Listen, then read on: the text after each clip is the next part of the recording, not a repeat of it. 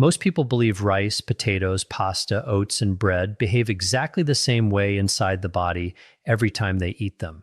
But the way you cook, cool, and store these carbohydrates can actually change part of their internal structure and affect how your body digests them. So when you cook a starchy food, heat and water cause the starch molecules to swell and soften through a process called gelatinization, making that starch easier for your digestive enzymes to break down into glucose. But when you place that cooked food in a refrigerator for several hours or overnight, something very different begins to happen.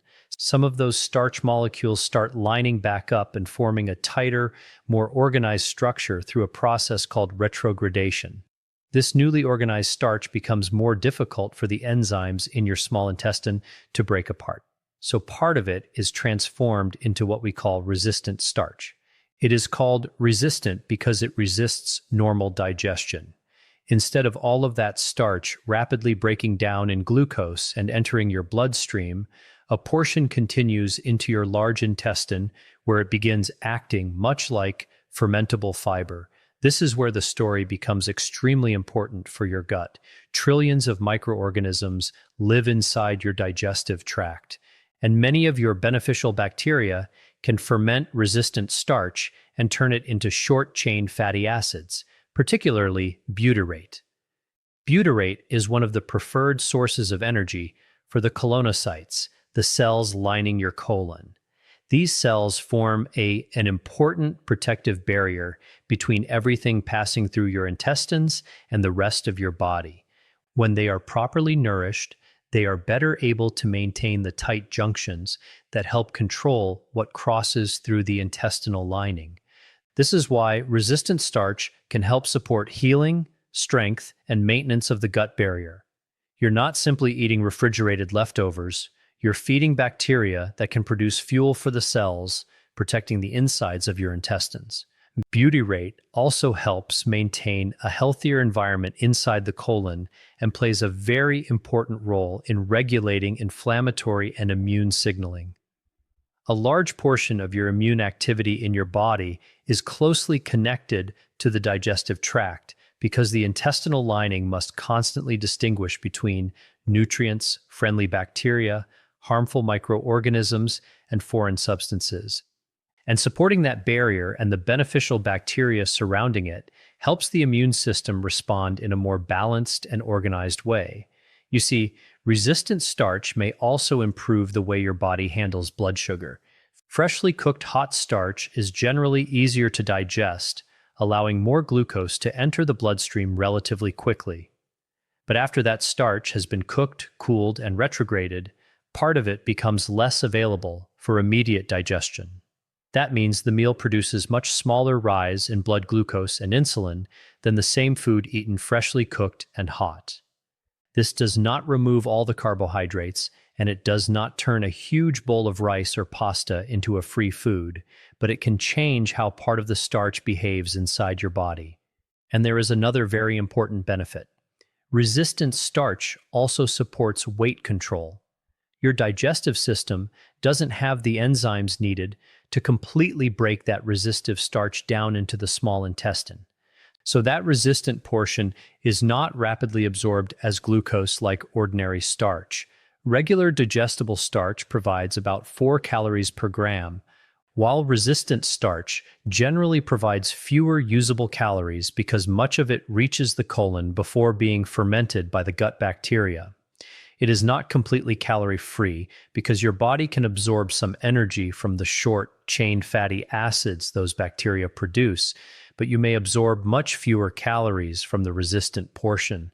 Resistant starch also helps you feel more satisfied longer, support a steadier glucose and insulin response, and make it easier to control hunger, cravings, and portion sizes.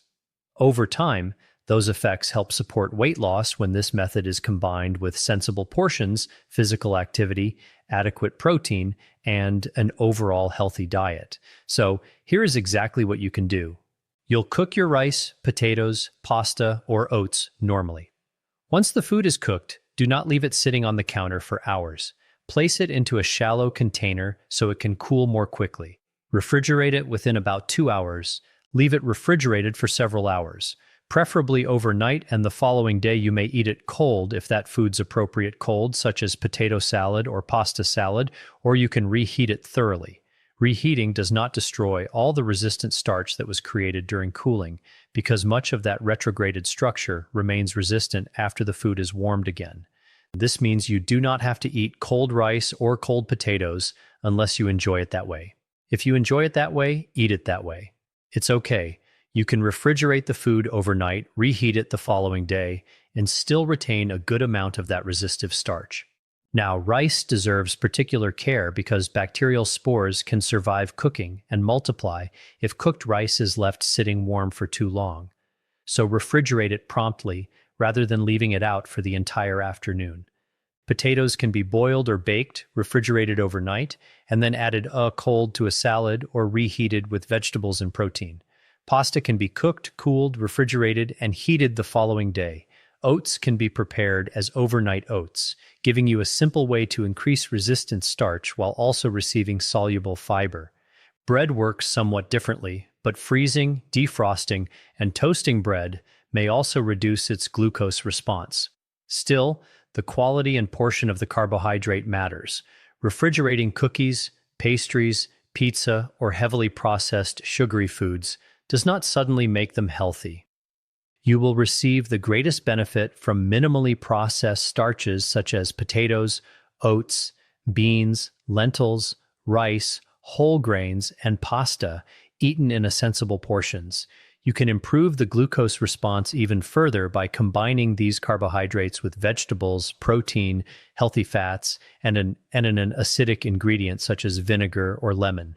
Instead of eating a large plate of rice by itself, have a smaller serving of refrigerated and reheated rice with vegetables, beans, fish, chicken, eggs, or another source of protein.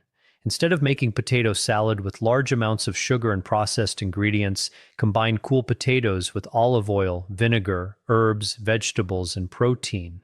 Also remember, the more resistant starch is not always better immediately because your intestinal bacteria ferment it. Suddenly eating large quantities can cause gas, bloating, or abdominal discomfort. So you begin with the modest serving and allow your digestive system and microbiome time to adapt. People with irritable bowel syndrome, severe digestive sensitivity, gastroparesis, or other gastrointestinal condition may respond differently and should adjust the amount accordingly to their own tolerance. And anyone using insulin or glucose-lowering medication should continually monitoring their blood sugar because changing the way a meal affects glucose may change their individual response. So, here's a simple takeaway. Cook the starch, refrigerate it for several hours or overnight preferably, and then eat it cold or reheat it safely the following day. Through retrogradation, part of the ordinary starch can become resistant starch, which it does. Instead of being completely absorbed as glucose in the small intestine, some of it travels into the colon, where that beneficial bacteria ferment it and produce butyrate. That butyrate helps nourish the cell lining of a colon, supports the intestinal barrier, helps regulate your immune signaling, strengthen your immune system, and creates a steadier blood sugar response, as well as help support weight control by reducing the calorie absorbed from the resistant portion and helping you stay satisfied and full much longer. You're not eliminating carbohydrates, you're changing how part of that carbohydrate behaves inside your body. Because by improving your health, it's not only about what you eat, it's also about how you cook it, how you store it, and what happens to that food before it ever reaches your plate. I hope this video serves you well. I only wish you good health. Please leave your comments below, and most important, make it a great day. I'm Dr. William.